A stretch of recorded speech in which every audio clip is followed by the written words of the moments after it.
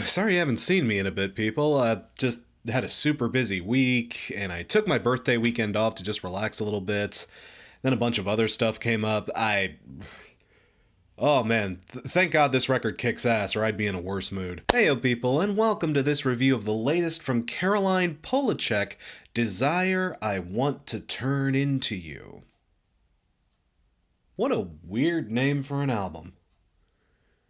I could really go for some tacos right now. The latest solo record from the former Chairlift singer, since 2019's Pang. Pang was one of those records I was sadly really late to. I was still focused on rock stuff mostly. I was still the rock critic pre-2020, so I didn't get a chance to really check her out until much later, and sadly I never got to hear much of her stuff in Chairlift either. I picked up Pang, I absolutely loved it, just a gorgeous, syrupy, seductive record. That record is horny as hell. So after I finally caught up with that record and heard she was going to drop in 2023, of course, I was super psyched to see what she was on this sophomore record. Yeah, I'd say she's still out there killing it, folks. I mean, I gave it away in the intro, but yeah, this record totally slaps. I mean, really, the easiest thing to point to is just Caroline's voice. My God, this woman can sing. Her voice is crazy flexible. Some of the high notes she hits on this thing can shatter glass, but that's kind of what I like about her. She's got pipes. She has pipes for freaking days, but she's not, Brendan Urie. She's not theater kidding out here. She doesn't need to show off. She can pull off those explosive moments when they're appropriate and called for, but for the most part, she just kind of lounges around on the lower end. She is more focused on creating a relaxing, seductive, and sultry mood, and she brings out those really big crescendos and those really big high notes to emphasize a point or to drive something home.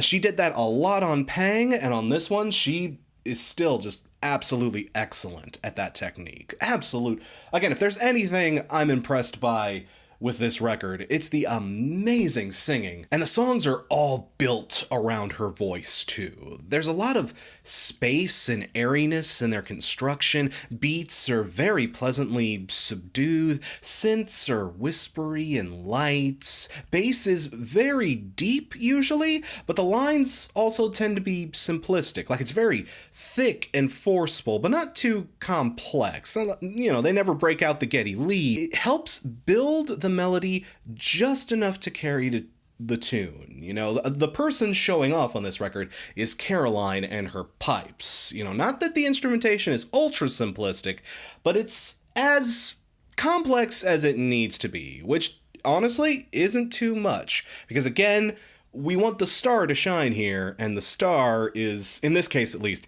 is behind the mic. And I don't know if it's just because I've been listening to a lot of 90s pop as a result of the next long-form video I'm making, minor spoiler alert there, but something about her voice reminds me so much about 90s adult contemporary kind of pop singers, folks in the vein of Suzanne Vega, Annie Lennox, maybe even Imogen Heap. Again, she's one of those artists that's capable of these big, grandiose, explosive moments, but it's never the focus. Those moments are always garnish as opposed to a main course that is so elegantly constructed and so just rich and vibrant and sensual. It's so much more about making you feel a feeling than making you just sit back and go, wow, well, that was impressive. But also thematically, this album definitely feels a bit more akin to that style as well. Pang was horny. All right. I mean, it was tragic and it was melancholy and it had its darker moments. But the very first impression you get with hearing Pang is goddamn, should I be listening to this in public? Pang was much more savage. It was, pulling off all your lover's clothes with your teeth. Just. This album, too, is also pretty down bad, but it's in a much more kind of wholesome, kind of lovey-dovey kind of way. Not that it doesn't have its freaky moments. If you use Pang to sort of illustrate the eager, ravenous early days of a relationship where you can't keep your hands off each other and you're banging every single night and keeping the neighbors up. If that's Pang, this record is the one where that raw passion actually starts to crystallize and something more meaningful and deep starts to develop. That passion is still definitely there, but like, you feel something even bigger than that, you know, something much more effectual and meaningful is starting to develop, and you can feel it in the back of your heart. And it's like exciting and thrilling, but also like scary and weird, and maybe I should call her. I mean, a song like Crude Drawing of an Angel, where it stays super low and subdued for most of the runtime, but it also gives off this almost sinister, brooding, kind of boiling under passion, and it kind of rises and reaches an apex. Fly to You, featuring Grimes and Dido, is also another fun little experiment in dynamics. Honestly, I love the way all three of them play off of each other. Grimes serves as like a gorgeous, super high soprano to kind of complement Caroline's sort of more mid-register, smokier delivery, and Dido's deeper inflections add a lot of flavor as well. They stack well, I guess. You know, Grimes is up here at the high soprano, Caroline's working the middle fantastically, and Dido's rolling out the back end and just closes the song out absolutely gorgeously. And that's the thing, I usually don't really like Grimes. I'm sorry if this gets me all the negative comments in the world.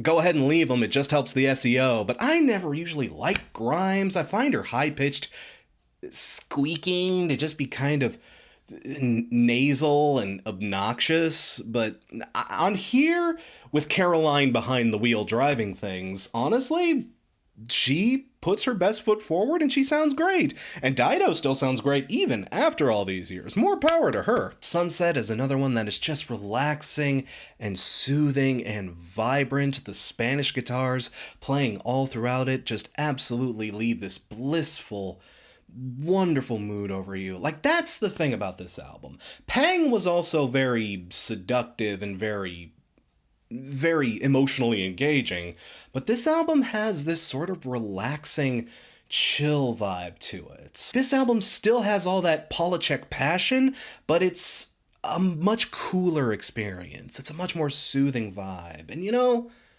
I can get behind that, you know? Especially someone with my anxiety. Oh god, yes. This is like melatonin of the soul. Gimme. Hopedrunk Everasking is another great example of that soothing, mellow, just relaxing kind of vibe. It almost feels like it's borrowing from Radiohead's Amnesiac as much as it just kind of boils under the surface and is moody and haunting. God, is that just gonna be the trend this year? That's a second artist in a row who's copied notes from Amnesiac. Is that going to be the new thing in 2023?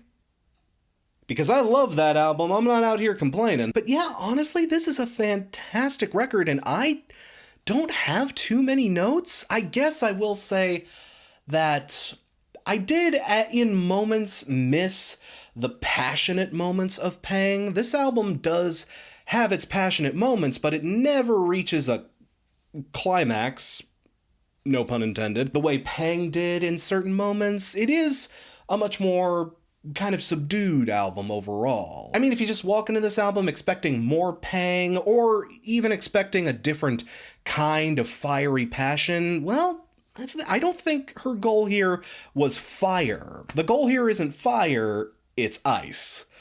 But she pulled off ice super duper effectively here. Again, I'm an anxious bitch, so I appreciate anything that can bring my mood down a little bit, but this one, again, it's just an instant hit of serotonin. The perfect record to come out on Valentine's Day. And it's a shame I didn't get to it more timely.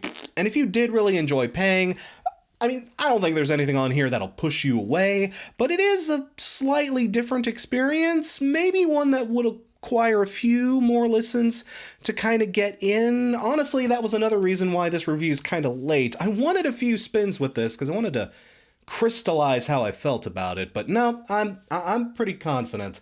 This is still a fantastic record. I am perfectly comfortable giving this album a light to solid 9. Big album of the year contender. Big album of the year contender for me.